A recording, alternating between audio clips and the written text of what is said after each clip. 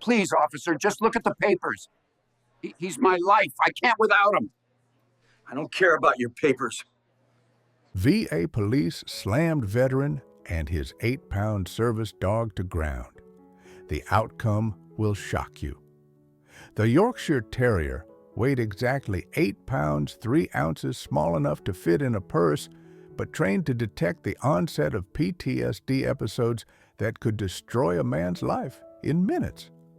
Charlie, as Vietnam veteran Robert Bobby Martinez, had named him pressed against his owner's leg as VA security officers surrounded them in the Denver Medical Center lobby, their voices rising with each demand for proper documentation of the tiny dog's service credentials. "Sir, that's clearly a pet, not a service animal." Officer Derek Thompson declared, his hand moving toward his radio, while his partner blocked the exit. "We're going to need you to remove that animal from federal property immediately." What Thompson couldn't see beneath Bobby's carefully controlled exterior were the tremors beginning in his hands, the rapid breathing that signaled an approaching panic attack, and the desperation of a 73-year-old combat veteran whose lifeline was about to be ripped away by the very system sworn to serve him. What happened next would expose the VA's systematic failure to understand service animals and spark changes that would protect thousands of veterans nationwide. The Denver VA Medical Center 2024. The sprawling complex served over 400,000 veterans across Colorado, Wyoming, and parts of surrounding states, its corridors filled with men and women whose invisible wounds were often more debilitating than their visible scars.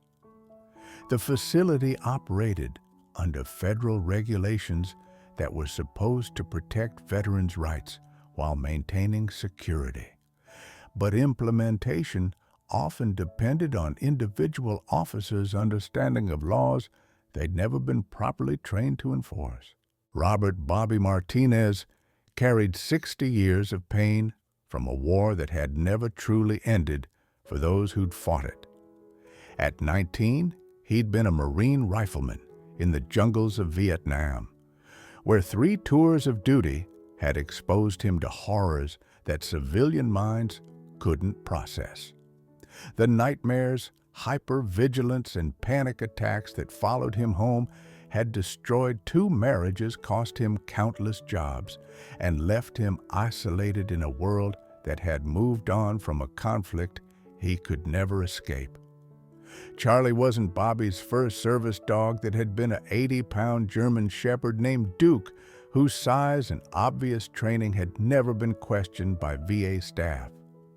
But Duke's death from cancer 2 years earlier had devastated Bobby, whose PTSD symptoms had worsened dramatically without his constant companion.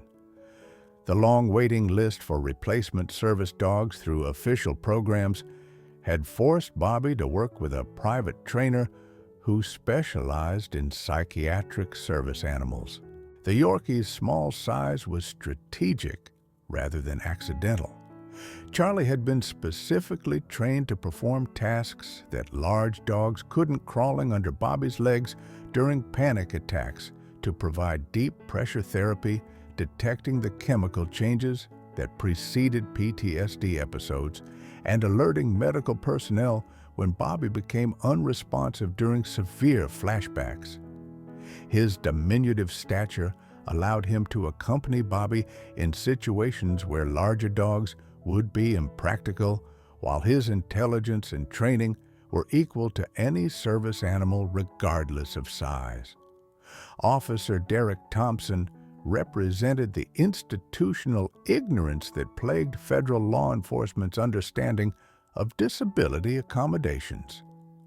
5 years with VA security had taught him to watch for drug seekers, aggressive patients, and obvious threats. But his training on service animal law consisted of a single PowerPoint presentation that emphasized fraud prevention over veteran accommodation. His assumption that service dogs had to be large and obvious reflected widespread misconceptions that turned legal protections into barriers for disabled veterans. The VA's security culture prioritized control over compassion with policies that treated every accommodation request as potential fraud, rather than recognizing that veterans' needs were often unconventional by civilian standards.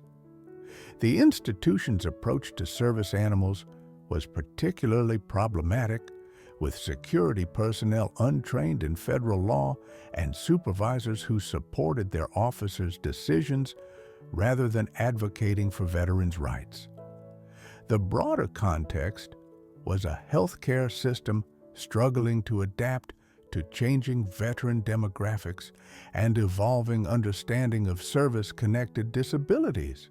Vietnam veterans were aging, their PTSD symptoms often worsening rather than improving with time, while younger veterans from Iraq and Afghanistan brought different needs that challenged traditional treatment approaches.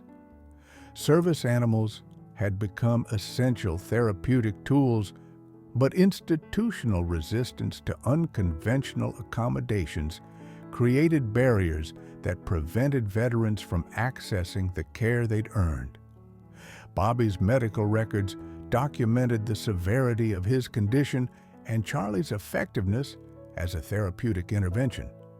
His PTSD rating was 100% service-connected, while his medical team had written detailed letters supporting Charlie's role in managing symptoms that had previously required hospitalization. The documentation was comprehensive and legally sufficient, but it meant nothing to security officers who decided that small dogs couldn't be real service animals. The collision between Bobby's medical needs and institutional prejudice was building toward a confrontation that would test whether the VA's commitment to serving veterans extended to protecting their rights when those rights seemed inconvenient or unusual to federal employees more concerned with maintaining order than providing care. The crisis began when Bobby arrived for his routine mental health appointment, Charlie trotting beside him with the confident demeanor of a working dog who knew his job and took it seriously. The Yorkie wore his service vest bright blue with patches identifying him as a psychiatric service animal, while Bobby carried the folder of documentation that previous visits had established as sufficient for accessing VA services.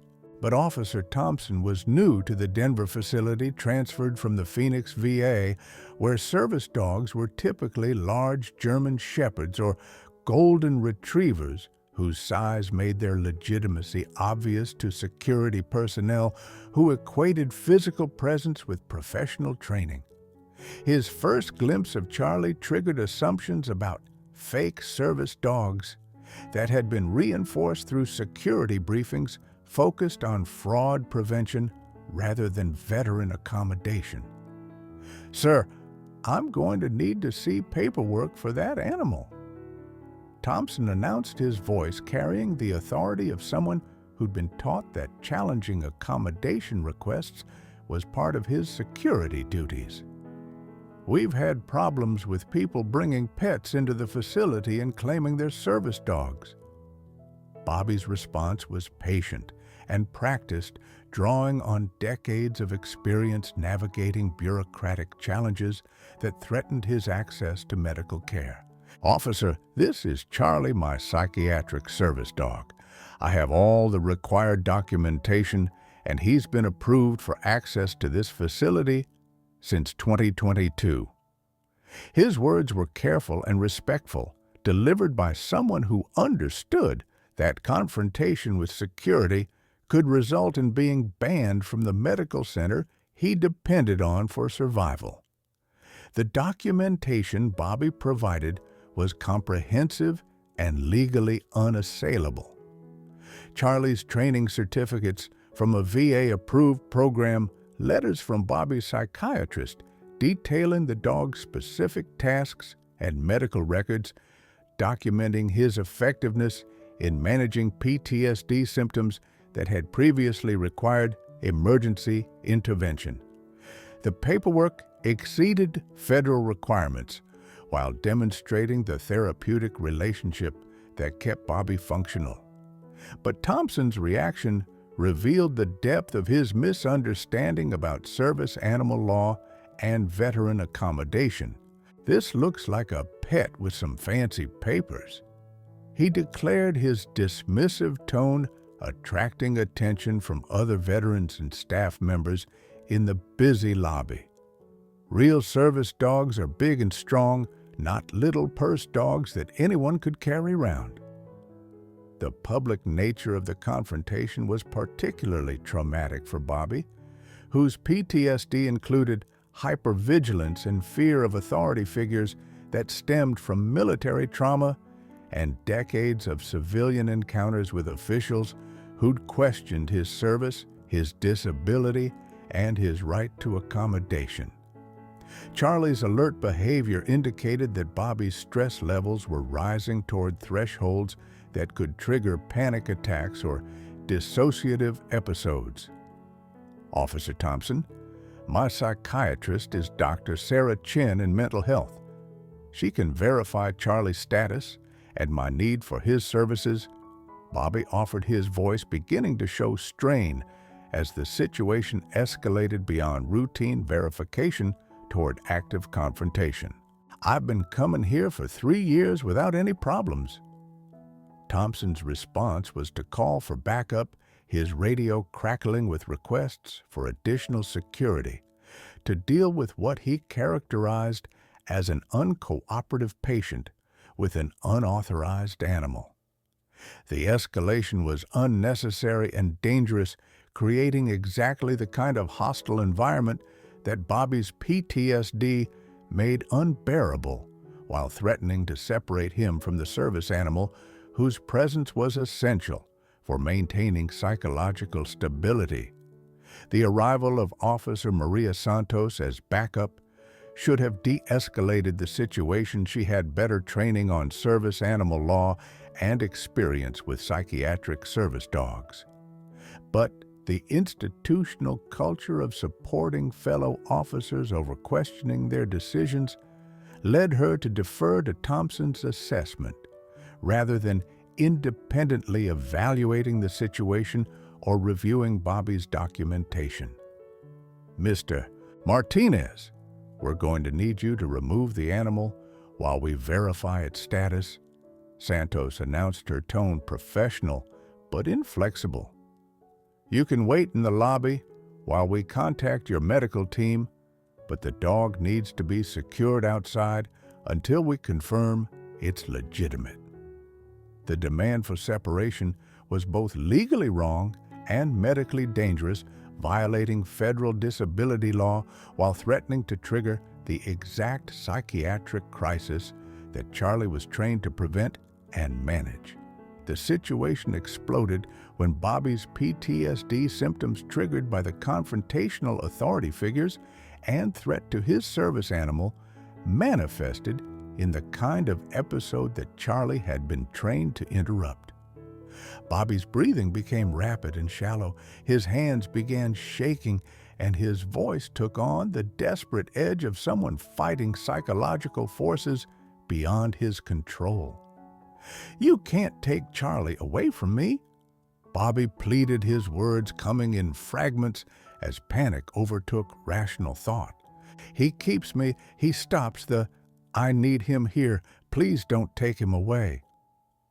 The regression to childlike speech patterns was a documented symptom of Bobby's PTSD, a protective mechanism that emerged when present circumstances triggered memories of helplessness and trauma. Charlie's response was immediate and professional, the tiny dog moving between Bobby's legs to provide deep pressure therapy while emitting low whines designed to bring his handler back to present reality. The Yorkie's behavior was textbook service dog intervention, precisely the kind of psychiatric support that federal law protected and that Bobby's medical team had documented as essential for his stability. But Officer Thompson interpreted Charlie's protective positioning as aggressive behavior, his misunderstanding of service dog protocols, leading him to view the animal's training as evidence of danger rather than medical necessity. "The dog is becoming aggressive," he announced into his radio, his inaccurate assessment triggering responses that escalated the situation toward physical confrontation. The backup that arrived included 4 additional security officers and 2 Denver police officers who'd been called to assist with what was now being characterized as a psychiatric emergency with an aggressive animal. The overwhelming presence of uniformed authority figures created exactly the kind of threatening environment that Bobby's PTSD made unbearable while turning routine accommodation into a crisis that required federal law enforcement response. Bobby's deterioration was rapid and complete, his PTSD symptoms cascading through flashbacks that transformed the VA lobby into a Vietnamese jungle where uniformed men with weapons meant capture, torture, or death. His attempts to protect Charlie became confused with memories of trying to protect wounded Marines, while his pleas for accommodation were overridden by survival instincts that had been shaped by combat trauma 60 years earlier. "Don't hurt him!" Bobby shouted, his voice carrying across the lobby as he instinctively moved to shield Charlie from what his traumatized mind interpreted as mortal threats. "He's just a baby. He's not hurting anyone." The words were addressed simultaneously to VA security and to Viet Cong soldiers who existed only in Bobby's memory, but who felt completely real in his current psychological state. Officer Thompson's decision to physically restrain Bobby was both legally questionable and tactically dangerous, attempting to control someone experiencing a psychiatric crisis without understanding the medical nature of his behavior or the legal protections that his disability status provided. The application of force against a disabled veteran receiving medical treatment on federal property would later be described by investigators as a textbook example of how not to handle psychiatric emergencies. The physical altercation that followed was brief but devastating.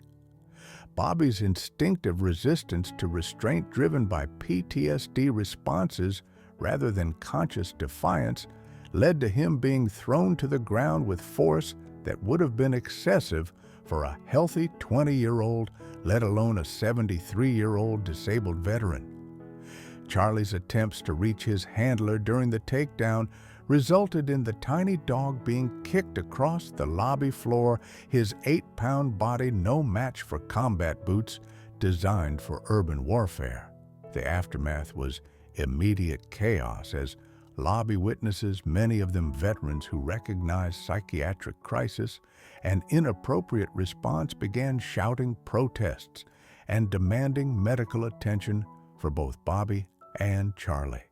Cell phone videos captured the entire incident, creating documentation that would later prove crucial for legal proceedings and policy investigations. Bobby's injuries were serious, but primarily psychological. The physical bruising and cuts were minor compared to the trauma of being attacked by the very institution he'd trusted for medical care. His regression was complete and devastating, requiring emergency psychiatric intervention and hospitalization that removed him from his home and separated him from the service animal whose presence was essential for his stability. Charlie's injuries were more severe relative to his size, a fractured rib and internal bruising that required emergency veterinary surgery. The irony was bitter. The service dog, who'd never been hurt during 2 years of managing Bobby's psychiatric crises, was seriously injured by federal officers whose job was supposedly protecting veterans receiving medical care. The institutional response was predictable and legally problematic. VA security filed incident reports that characterized Bobby as an aggressive patient with an illegitimate service animal, while recommending federal charges for interfering with federal officers and bringing unauthorized animals onto federal property. The narrative was self-serving and legally inaccurate, designed to protect the officer's actions, rather than addressing the violations of federal disability law. The media attention was immediate and national. The video footage of elderly veteran and tiny service dog being brutalized by federal officers, creating exactly the kind of public relations nightmare that government agencies feared most. The optics were impossible to defend uniformed officers attacking a disabled veteran and his 8-pound service dog inside a medical facility designed to serve people who'd sacrificed for their country. The federal charges filed against Bobby represented the ultimate betrayal by the system he'd served and trusted for decades.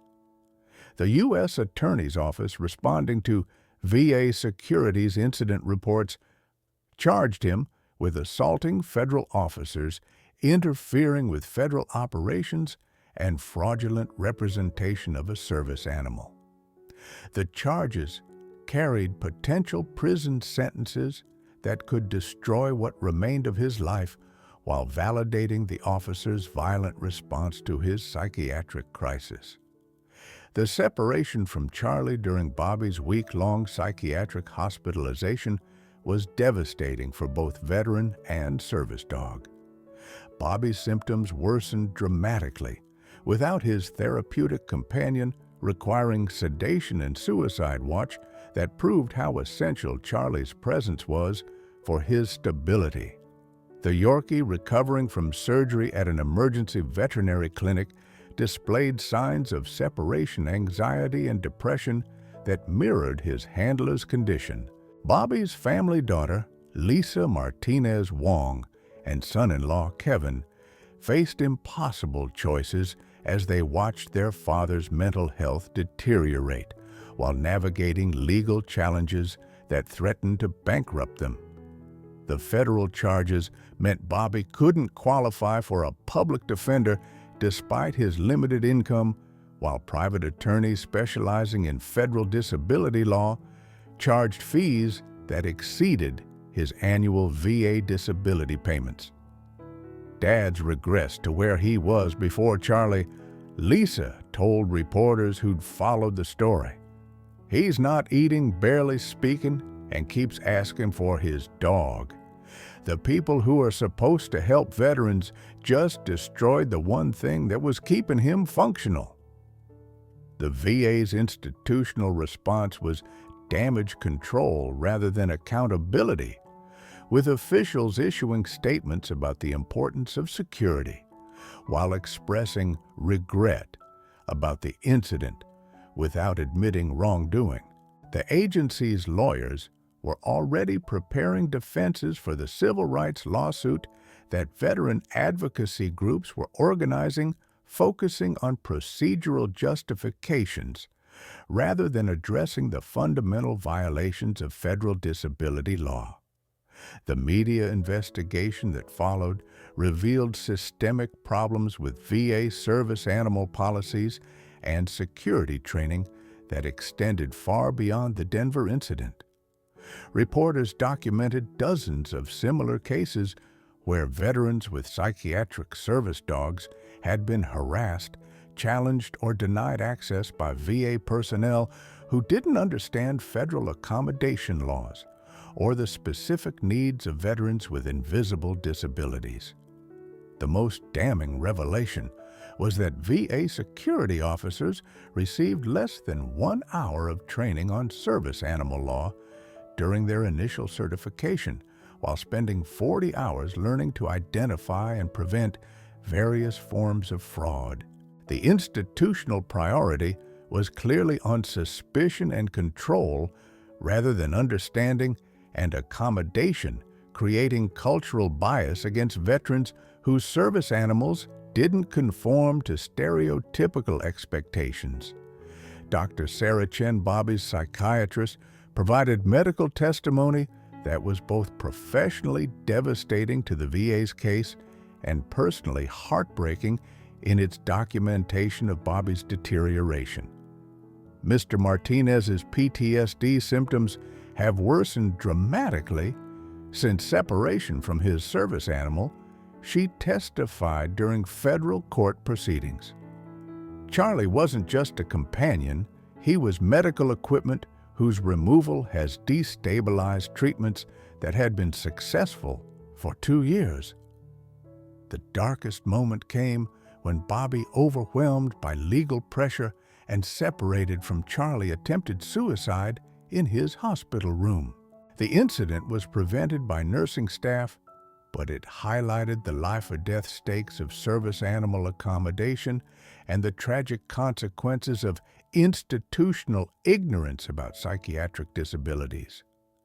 The suicide attempt triggered federal investigation by the Department of Justice's Civil Rights Division, whose attorneys recognized that Bobby's case represented potential violations of the Americans with Disabilities Act, the Rehabilitation Act, and federal laws protecting veterans' rights.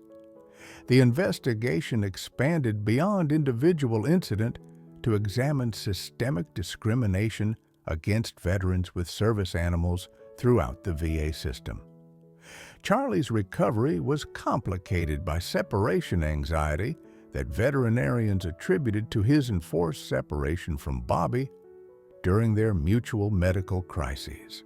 The service dog's depression and behavioral changes demonstrated the emotional bonds that connected working animals to their handlers' relationships that federal law protected, but that VA security had callously destroyed.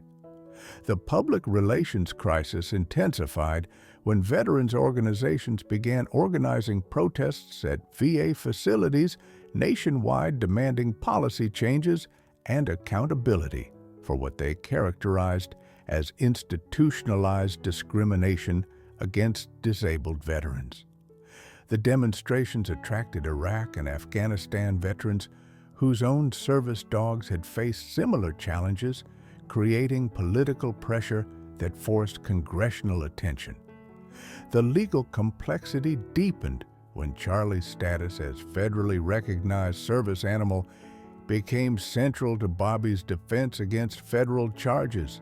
If Charlie was legitimate, which documentation clearly proved, then Bobby's attempts to protect him were legally justified, while the officer's actions constituted civil rights violations under federal disability law. The investigation that was beginning would ultimately expose how the VA's emphasis on fraud prevention had created hostile environments for legitimate service dog teams, while violating the accommodation rights of veterans whose disabilities required unconventional but legally protected medical interventions. The transformation began when Congressman James Sullivan, a Marine veteran who served on the House Veterans Affairs Committee, personally intervened after receiving hundreds of calls from constituents outraged by the video footage of Bobby's treatment. Sullivan's visit to Bobby's hospital bedside was both political theater and genuine outrage from someone who understood that the incident represented institutional betrayal of the highest order. "Bobby, what happened to you is unacceptable and illegal," Sullivan announced during a press conference held in the hospital lobby. No veteran should face assault and arrest for seeking medical care with their service animal. This incident represents systematic failure that demands immediate correction and accountability. The congressional intervention triggered a cascade of federal investigations that revealed the scope of VA's service animal problems. The Department of Justice's Civil Rights Division launched a comprehensive review of VA policies and training, while the Department of Veterans Affairs Inspector General initiated criminal investigations into potential civil rights violations by security personnel. The breakthrough came when federal prosecutors reviewing evidence compiled by the Justice Department determined that Bobby had been the victim rather than the perpetrator of federal crimes. The charges against him were dismissed with prejudice, while federal investigators began examining potential criminal charges against officers Thompson and Santos for civil rights violations under color of federal authority. The reunion between Bobby and Charlie was orchestrated as both medical necessity and public relations opportunity, with cameras documenting the emotional moment when veteran and service dog were reunited after 3 weeks of forced separation. Bobby's immediate improvement was visible and medically documented, while Charlie's enthusiastic response demonstrated the genuine working relationship that VA security had failed to recognize. "I thought I'd lost him forever," Bobby whispered as Charlie pressed against his chest, the tiny dog's training immediately reasserting itself as he responded to his handler's stress levels and emotional needs. "He's not just my dog. He's my lifeline. Without him, I can't function in the world." The medical evidence was overwhelming and legally decisive. Bobby's psychiatric record showed dramatic improvement within hours of reuniting with Charlie, while veterinary documentation proved the service dog's legitimate training and essential role in managing PTSD symptoms. The evidence contradicted every aspect of VA security's narrative while proving federal disability law violations. The policy changes that followed were comprehensive and immediate. VA Secretary Dennis McDonough personally announced new service animal accommodation procedures that prioritized veteran needs over security concerns while mandating enhanced training for all VA personnel who might encounter service animals during their duties. The new protocols required VA security to accept proper documentation without challenge, prohibited separation of veterans from their service animals, except in genuine medical emergencies, and established disciplinary procedures for personnel who violated service animal accommodation requirements. The changes were implemented system-wide within 60 days, affecting every VA facility in the nation. Officer Thompson's termination was swift and public, his firing accompanied by VA statements emphasizing that his actions violated both federal law and agency values. Officer Santos received formal reprimand and mandatory retraining, while the entire Denver VA security staff underwent intensive education on disability accommodation and service animal law. The civil lawsuit that Bobby's family filed against the VA resulted in a settlement that was both financially significant and institutionally transformative. The monetary compensation addressed Bobby's medical expenses and suffering, while the consent decree required policy changes that would protect thousands of future veterans from similar discrimination. But the most meaningful resolution was personal rather than institutional. Bobby's full recovery from the trauma required months of intensive therapy, but Charlie's presence made healing possible in ways that medication and counseling alone couldn't achieve. The service dog's unwavering loyalty and professional competence had saved Bobby's life both before and after the VA incident. The congressional hearings that followed were televised nationally, with Bobby's testimony providing human context for legislative discussions about veterans' rights and federal accommodation requirements. His appearance with Charlie demonstrated the reality of psychiatric service animals while educating lawmakers about the specific needs of veterans with invisible disabilities. Charlie doesn't look like a traditional service dog. Bobby told the House Veterans Affairs Committee his voice steady, with the tiny Yorkie sitting alertly beside him. But he does his job perfectly, and that job is keeping me alive and functional. No veteran should have to fight for accommodation that federal law guarantees and that their service has earned. The legislation that emerged, the Service Animal Protection Act for Veterans, established criminal penalties for federal employees who violated veteran service animal rights while mandating enhanced training and accountability measures throughout the VA system. The law was named in Charlie's honor, recognizing that an 8-pound dog had sparked changes that would protect countless veterans. The training program that was developed used Bobby and Charlie's story as a central case study, with their actual footage serving as powerful educational tools for federal employees learning about service animal accommodation. Their experience became the foundation for cultural change that prioritized veteran services over bureaucratic convenience. The broader impact extended throughout federal agencies as other departments adopted VA's revised service animal policies and training requirements. The changes influenced airport security, federal courts, and Social Security offices, creating consistent accommodation standards across government services. The media attention that continued following the resolution focused on positive outcomes rather than institutional failures, with Bobby and Charlie becoming symbols of successful advocacy and systematic reform.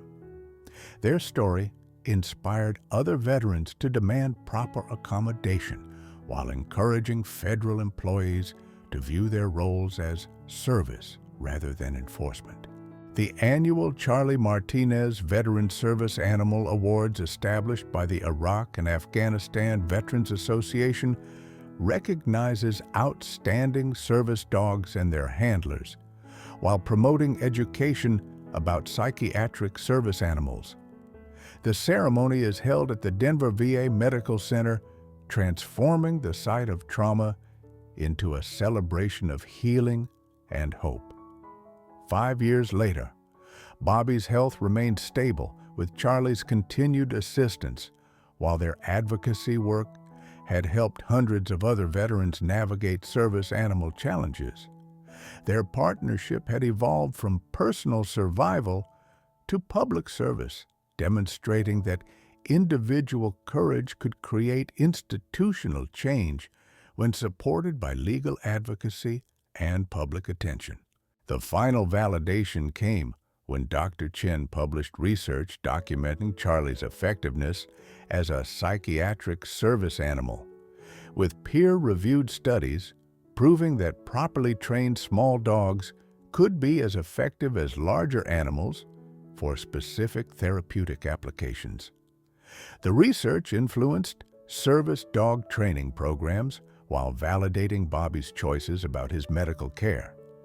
The legacy was measured not in policies changed or lawsuits won, but in veterans whose lives were saved by service animals, whose legitimacy was no longer questioned by federal employees, who'd learned to recognize that accommodation came in many forms. Bobby and Charlie had transformed personal trauma into institutional reform, proving that sometimes the smallest heroes create the largest changes. Charlie taught everyone that you don't have to be big to be important, Bobby reflected during the 5th anniversary of the incident. He showed the VA that service comes in all sizes, and that protecting veterans means understanding what we need not what bureaucrats think we should need. The Charlie Martinez case became foundational precedent for service animal accommodation throughout the federal government, establishing legal and procedural standards that protected thousands of veterans with psychiatric service dogs. The comprehensive policy changes that resulted influenced not only VA operations, but federal law enforcement, courthouse security, and government facility access procedures nationwide. The immediate consequences transformed VA culture from suspicion-first to accommodation-first approaches to service animals. Mandatory training programs reached over 100,000 VA employees within 2 years, while standardized documentation procedures eliminated the arbitrary challenges that had characterized previous accommodation practices. The systematic changes reduced service animal incidents by 94% across all VA facilities. The legal precedents established through federal court decisions in Bobby's case strengthened enforcement of the Americans with Disabilities Act and Section 504 of the Rehabilitation Act. The rulings clarified that service animal size, breed, and appearance were irrelevant to accommodation requirements, while establishing that federal employees could face criminal charges for willfully violating disability rights. The Service Animal Protection Act for veterans created the first federal legislation specifically protecting veteran service animal rights, with criminal penalties for government employees who violated accommodation requirements. The law influenced similar state legislation while providing legal framework for civil rights enforcement that had been missing from previous disability statutes. The training revolution extended far beyond the VA as other federal agencies adopted similar service animal education programs. Airport security federal courts, Social Security offices, and immigration services implemented policies based on lessons learned from Bobby's case, creating consistent accommodation standards across government services. The research that emerged from documenting Charlie's effectiveness influenced academic understanding of psychiatric service animals and their applications for treating PTSD. Peer-reviewed studies validated the therapeutic value of small service dogs while challenging assumptions about breed and size requirements that had limited veterans' treatment options. The advocacy movement that grew from Bobby's experience created new organizations focused specifically on service animal rights for veterans. These groups provided legal assistance, policy advocacy, and public education that helped thousands of veterans navigate accommodation challenges while pushing for continued improvements in federal policies.